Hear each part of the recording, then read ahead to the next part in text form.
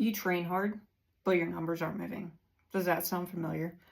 I've been there countless times. I feel like I'm doing all the work, I'm doing all of the prescribed weights, I'm doing all the things, and yet I'm still stuck at the same freaking number. Here's the truth. If you're stuck, you're making one of these mistakes, and I'm going to show you exactly how to fix them. So, if you're a lifter, if you're frustrated with your performance, if you feel stuck, this is for you, okay? Mistake number 1, you're training with no progressive overload, which means you're not lifting heavy enough, you're not getting stronger. Now, lifting heavy enough doesn't mean maxing out all the time. It doesn't mean going to failure. It doesn't mean any of those things. But we still want that intensity to be high. We still want to be making progress in the gym week over week, okay? But we also want to strategically place deloads. I've had clients who we do three weeks of like actual work, and then we take a deload. I've had clients who do better on a 5th week deload or a 6th week deload. It really just kind of depends on the person and your recovery strategies. So we want to have that progressive overload, but we also want to make sure that we're prioritizing the deloads when they are appropriate, okay? Mistake number 2, you are ignoring the recovery things and the fatigue management. This is very, very important, not just from a performance standpoint, but from an injury prevention standpoint. We want to make sure that we are putting in the work, not just inside the gym, but outside the gym as well. I see so many lifters who eat Pop-Tarts and cake rolls and all of that stuff to get the carbs, to get the like glucose for the workout. But what I think works better is actually eating good, whole, nutritious foods. And I know that that's not sexy. Like, I know, trust me.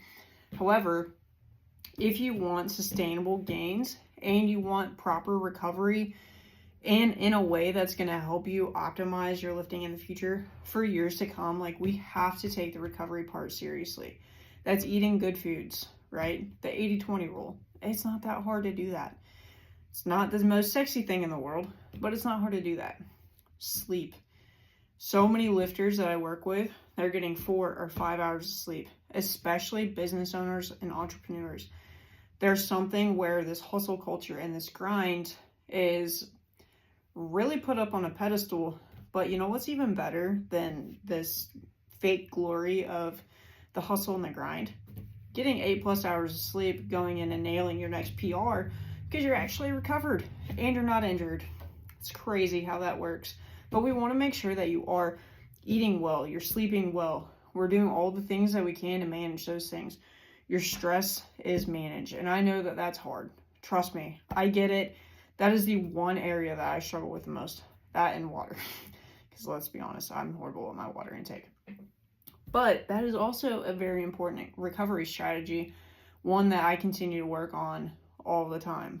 And so we want to make sure that we're not ignoring the work that's being done outside the gym, because if you can recover, you can push harder in the gym. If your body is a well-oiled machine, which I kind of hate the idea of your body as a machine, but for this example, we're going to use it. If we can think of your body as a well-oiled machine, you're going to be able to put more weight on the bar. You're going to be able to grow. You're going to be able to improve your strength, improve your performance, and you're going to get to, not feel broken in the process. And I don't know about you, but if I'm going to lift some heavy stuff, I want to not feel broken, right?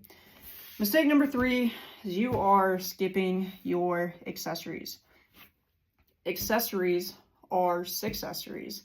And honestly, doing the main movement is important. However, having accessories in your back pocket and having them programmed appropriately, it can be the literal difference from you being stuck in a plateau and you crushing your next PR pain-free. And so we want to make sure that we are putting as much emphasis on the accessories as we are the main lifts. Now, I know that that's not like a super hot take. People don't care what your tricep push down is or your skull crusher or how much you can dip. They care about your bench press, right? But if you want a better bench press, we have to do the things that are going to help you get that bigger bench. And it's not necessarily just benching more, okay? So those are 3 mistakes. Again, training with no progressive overload, skipping accessories, ignoring recovery and fatigue management. And with all of that, remember, we threw in that part about the deload. Those are all very important. If you're doing the same weight, same reps, same everything, week over week, like, it's time to make some freaking adjustments. Whether that's in your program, whether that's in your intensity, whatever that is, you have to give your body a reason to adapt. And again, like, if you're grinding with sloppy form, if you're, just half-assing all of your accessories, like, you're not going to get stronger. You're not going to do the things that you want to do. So we want to make sure that you're tracking your volume and your progression. We want to make sure that you're trying to make progress every week when you're actually pushing, right? There are times, like I said, where we're going to deload, we're going to scale back. But for the most part, like, we want to see progress. And progress doesn't just mean 5 extra pounds on the bar. Maybe we were able to bust through that hole, that sticking spot, a little bit quicker. Maybe we were able to execute with even better form than last week. Maybe it didn't feel like it took you as long to recover. So there are so many ways that we can track progress, but we want to see that progression week over week. I like to use RPE. I don't necessarily use percent 1 rep max. Especially in the rehab world, we can manipulate RPE to still stay high, even if your relative or your absolute, like your percent 1 rep max, is lower, just to respect pain and injury and things like that. So I typically use RPE. But again, like, we're still making progress. We might do an RPE 7 this week, RPE 7.5 next week, or 8, or whatever the progression is. We're going to be able to track that progress over time. We want to train smart and not just hard.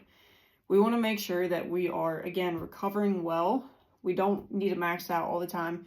We need to make sure that we're hitting the accessories. And there's nothing wrong. And in fact, it's more beneficial to hit submaximal work than just maxing out all the time. I think that's a topic for another day. But we accumulate so much fatigue, not just in our bodies, but in our nervous system as well. And that's where pain and injury can come into play. That's where plateaus come in. It's where a lot of bad things happen, is if we're constantly maxing out, we're constantly pushing that central nervous into fatigue and failure. And so we want to make sure that we are doing submaximal lifts, submaximal work, and that honestly is going to get you better gains every single time. And then, I know that this is not fun, but we want to make sure that you're strengthening your weak points. Now, I know you're a super strong lifter and you have zero weak points. But, just for this example, we're going to pretend like you do, and we need to make sure that we're strengthening them. So, anyway, we want to know what we can do to keep progressing. We want to make sure we're recovering well. We want to make sure that we're training smart in the gym. Do your freaking accessories. Work on those non-existent weak points that you have. And let's crush some freaking weight. If you want to train smarter, if you want to train in a much better, much safer way, and you want actual results week over week, month over month, if you want to hit your goals, reach out to me on Instagram. We're going to help you design a program that not only helps you train safely, helps you eliminate pain, stiffness, whatever you've got going on, but we're also going to hit some new PRs, hit new levels of performance. So if that's something that sounds like you need in your life, which I can almost guarantee you do, reach out to me on Instagram and let's have a chat.